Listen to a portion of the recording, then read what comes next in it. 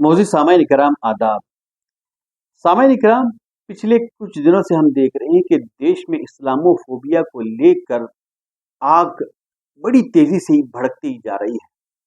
जिस तरह के वाक़ियात मॉब लिंचिंग की कहिए या मुसलमानों के ताल्लुक से नफरत को लेकर कहिए, बढ़ते ही जा रहे हैं। पिछले कुछ दिनों पहले हमने देखा कि विशालगढ़ की मस्जिद में एक मॉब ने हमला किया, मस्जिद को नुकसान पहुंचाने की कोशिश की, मस्जिद के अतराफ में रहने वाले मुसलमानों के घरों को नुकसान पहुंचाया और कई एक मुसलमानों को जख्मी भी किया। जिस तरह से इस तरह के लोगों पर एक्शन लेना चाहिए था, उस तरह की एक्शन लेने में हुकूमत बिल्कुल वो जोश और वो कार्रवाई हुकूमत में नज़र नहीं आई जिस तरह की नज़र आनी चाहिए थी। और इस वाक़ये को लेकर जिस तरह से दिगर अक़वाम के लोगों में खंडन करना चाहिए था, उस तरह का खंडन भी नहीं हुआ। इसके अलावा दिगर इलाकों में बहुत सारे मॉब लिंचिंग की भी घटनाएं हुई और हमने देखा कि कावड़ यात्रा के रास्ते में मुसलमान जो ठेले लगाए हुए थे, उनको हुकूमत की जानिब से ये कहा गया कि मुसलमान ठेले वाले अपने ठेले के सामने अपना नाम भी लिख कर लगाएं, जो कि बिल्कुल गलत ऑर्डर था। ये वो मुसलमान थे जो हमेशा कावड़ यात्रा के यात्रियों के लिए मुसलमान फूल बरसाया करते थे।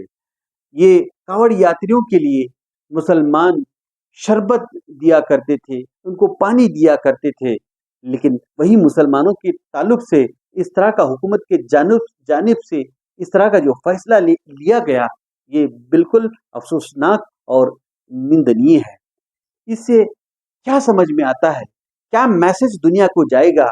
इस तरह की अगर मुसलमानों के साथ पार्शियलिटी की जाएगी तो देश की छवि दुनिया में किस तरह की जाएगी? क्या इस तरह के मामलात करने से देश की तरक्की हो सकती है? क्या इस तरह की नफरत की राजनीति करने से देश विश्व गुरु बन सकता है?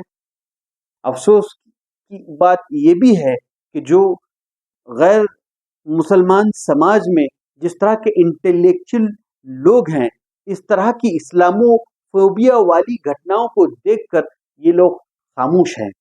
क्या ये जुल्म नहीं है?